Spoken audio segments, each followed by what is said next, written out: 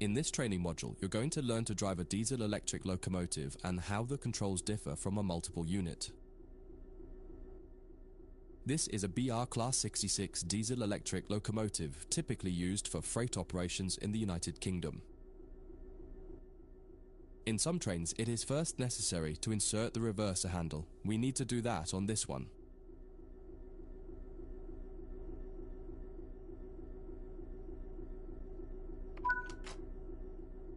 We want to move the train forwards, so move the reverser in that direction.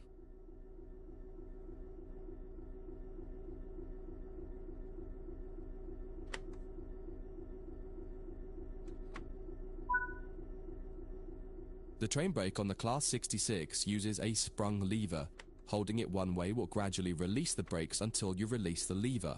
Holding it the other will gradually apply the brakes.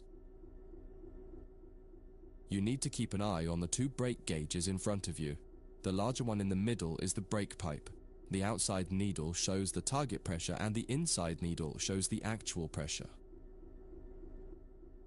When you apply or release the brakes, the outer needle moves and the onboard control systems will begin to adjust the brakes to match your setting. You can make a change to the brakes and focus on the road ahead while the system works to match the pressure you've set. The second gauge of note is the brake cylinder gauge, which is the second from the left. This tells you exactly what is happening with the brakes on the two sets of wheels on the locomotive. If the needles are raised to a V shape, that means they are fully applied. When the needles are both pointing directly down, the brakes on the locomotive will be fully released. You can learn more about braking systems elsewhere in the training center. But for now, you just need to remember that you are directly controlling the outer needle on the brake pipe gauge and that the end result is shown on the brake cylinder gauge. Keep the brake control in release until you can see the brake pipe control needle is reading 5 bar, pointing upwards. This will release the brakes fully.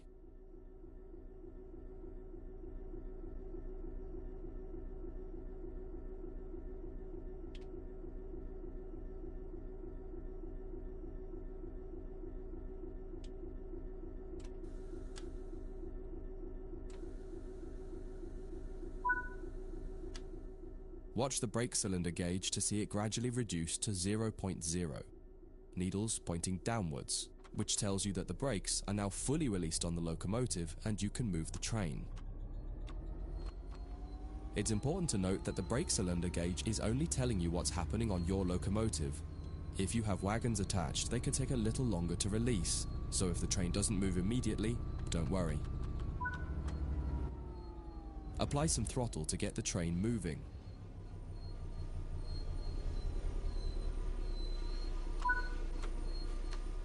As you apply power, notice the ammeter rising, the gauge on the right-hand side with the colored sections. This is the amount of power being fed into the traction motors. Try to keep it in the green section, only briefly in the yellow, and avoid the red section to avoid damaging your traction motors.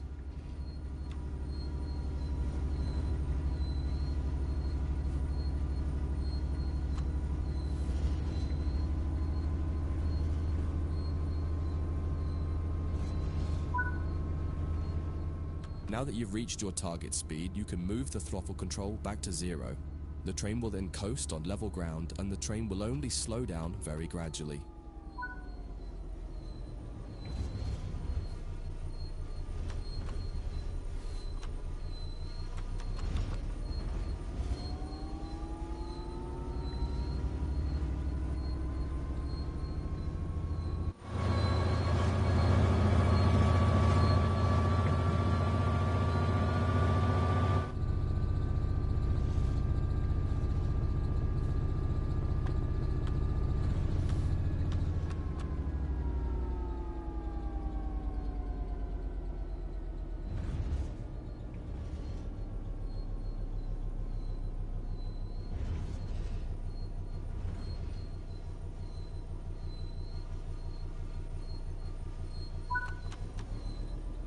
That's far enough. Bring this train to a complete stop by holding the brake control in the apply state until you see the brake pipe control needle in the center of your cab desk showing about 4 bar.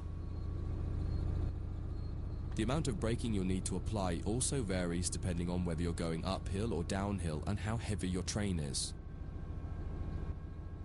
Stopping a train is one of the biggest challenges of controlling it, particularly stopping it in the right place. You'll get better at this with practice. That concludes this module. If you wish to replay it, you can come back to it at any time via the training center.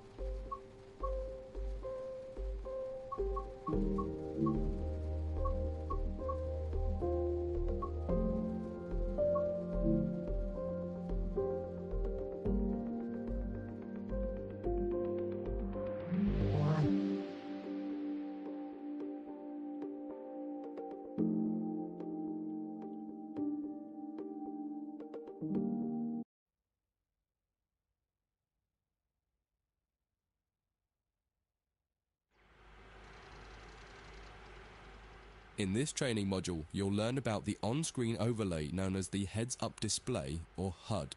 You'll see it when you're in control.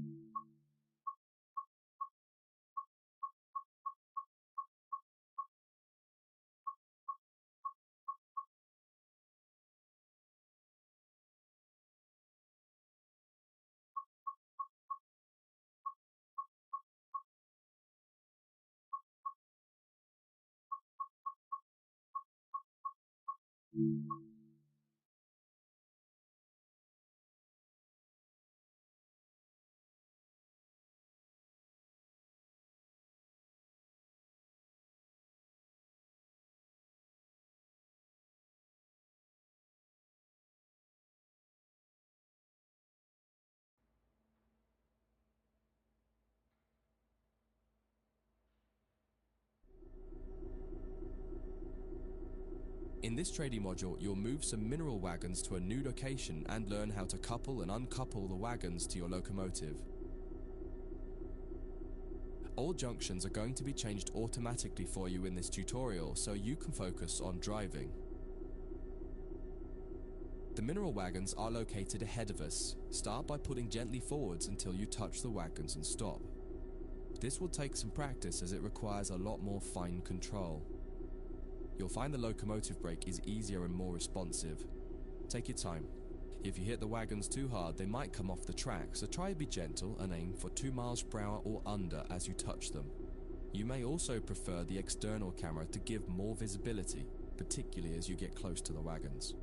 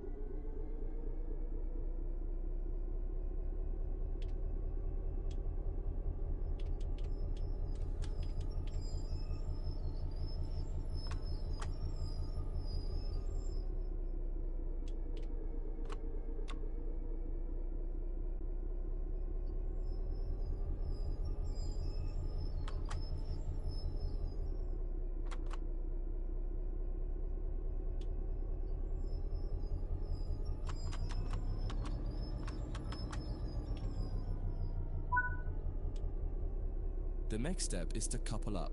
You can either do this by using the external camera or by getting out and doing it by hand.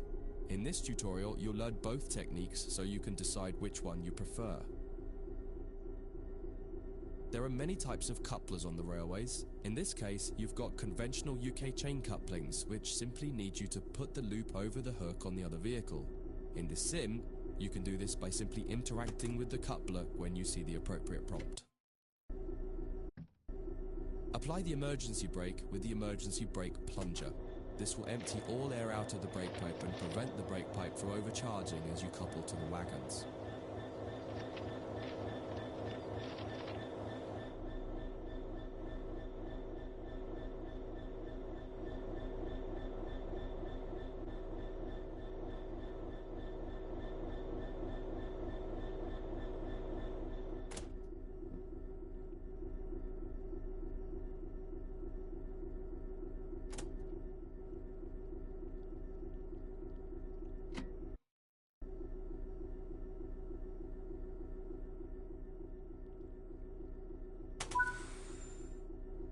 You'll do this one by getting out of the train. Leave the cab and walk over to the coupling.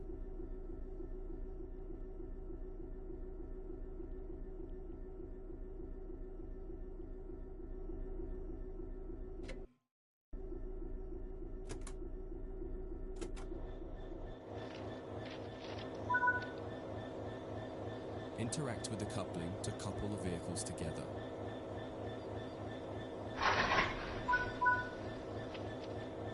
Now head back to the cab. Unset the emergency brake plunger to restore the brakes. Then you'll need to shove this cab down and change ends. Follow the instructions here or check out the training module that covers changing cabs in more detail.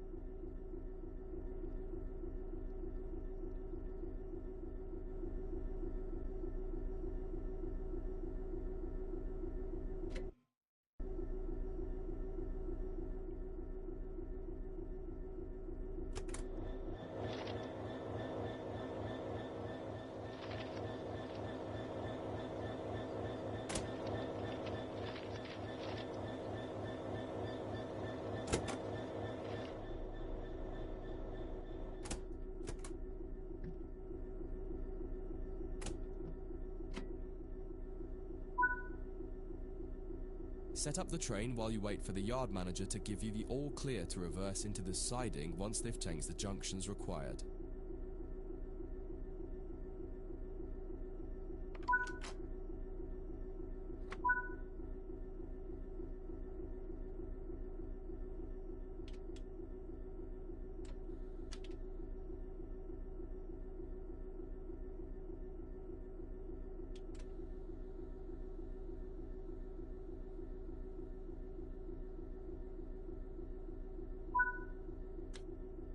Junction set, you're clear to go. Now pull the train forward and notice how the brake pipe responds more slowly as you release the brakes. You'll feel your train taking more time to respond. It will also feel sluggish as it has extra weight behind it. Take this into consideration as you drive, noting that it now takes longer to speed up and, more importantly, longer to slow down.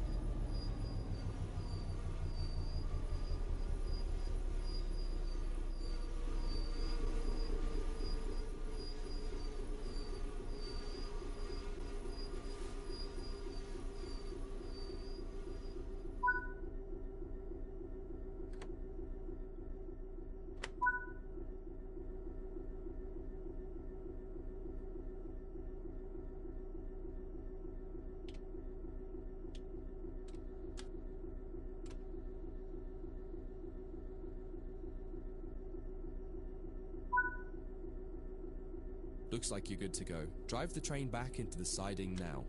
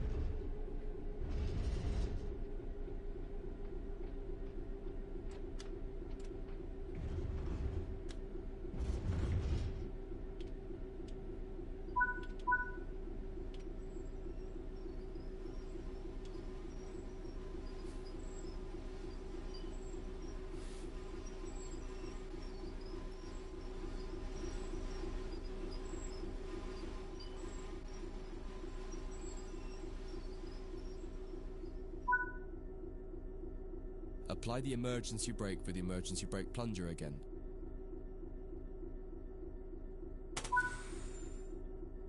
This time, use the external camera for the uncoupling operation. Switch to the external camera now.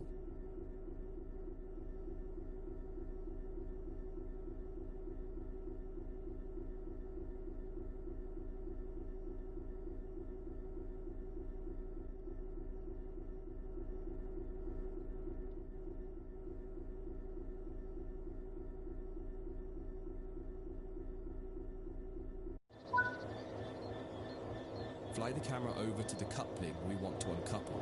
In this case, the one between your locomotive and the first wagon. Once you get close enough, interact with it as normal and it will uncouple.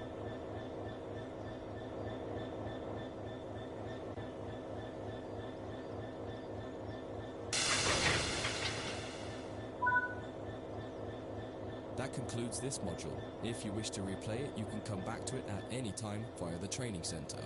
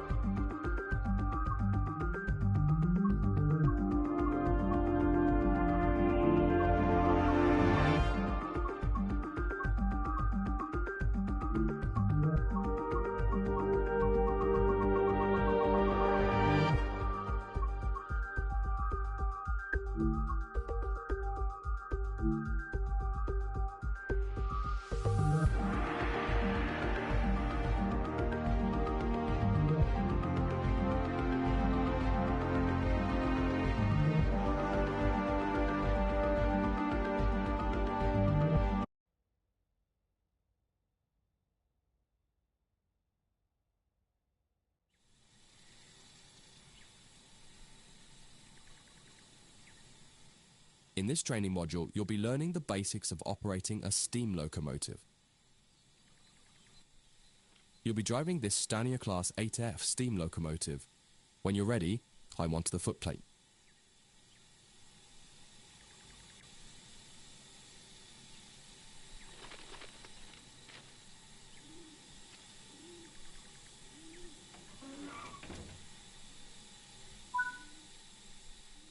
Sit in the driver's position.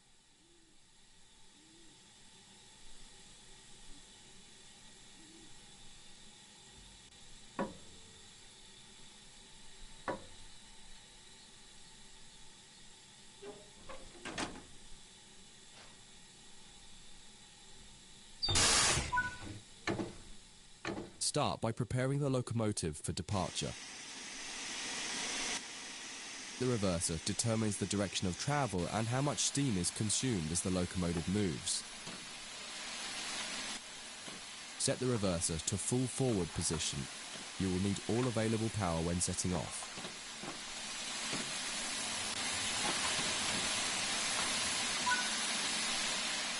This locomotive has a combination brake that controls both steam and vacuum brakes. Steam brakes will apply on just the locomotive. Vacuum brakes will apply to the rest of the train so long as it is equipped with vacuum brakes. The brakes are released when a vacuum is created. The driver can use the brake handle to destroy the vacuum, which will start to apply the brakes. To create a vacuum, you should use the ejectors. The small ejectors should be left open when the train is running. The large ejector can be used to more quickly increase the vacuum after coupling or heavy braking.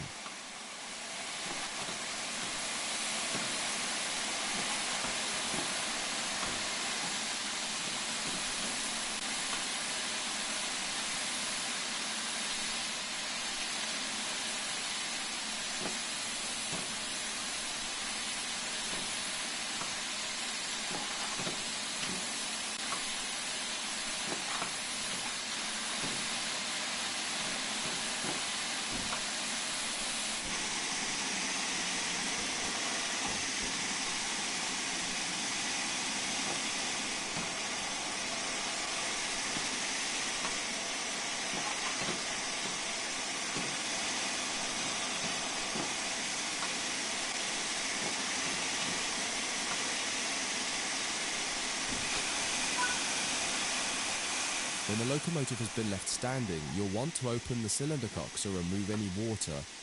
Water in the cylinders can damage the locomotive as it doesn't compress like steam. Move the combination brake to the release position and then use the large ejector as needed to get the brakes released. The regulator acts like the throttle control for steam locomotives. It controls how much steam is delivered into the cylinders. Applying too much power too early can cause wheel slip, so increase its... After a few wheel rotations, the cylinder should have been blown clear by the steam jetting out of them, so you can close the cylinder cocks to get full power in the cylinders and prevent further steam waste.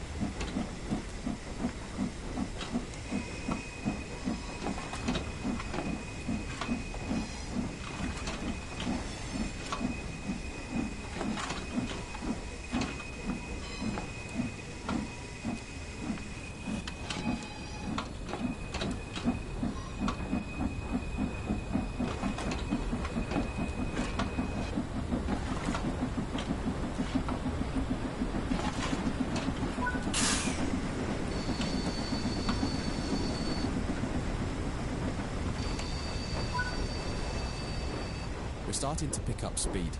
Move the reverser towards forwards 25%. This reduces the amount of steam let into the cylinders and saves energy.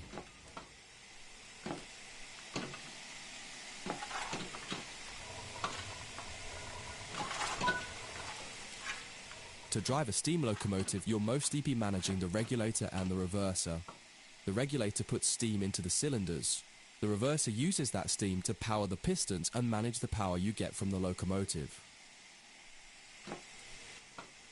As you accelerate, you'll want to gradually pull the reverser back towards the middle, usually no less than 15%, in order to make the most efficient use of steam and get the most out of the locomotive.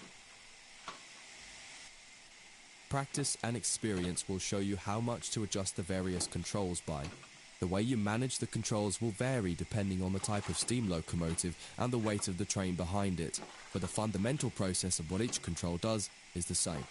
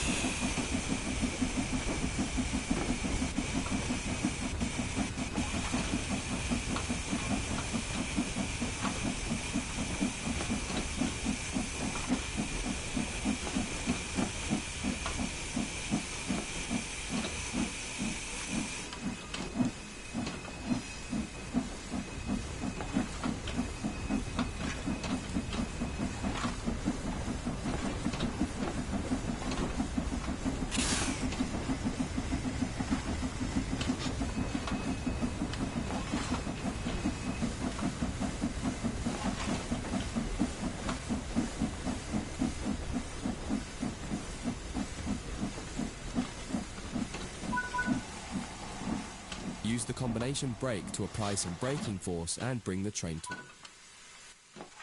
That concludes this module. If you wish to replay it, you can come back at any time via the training center.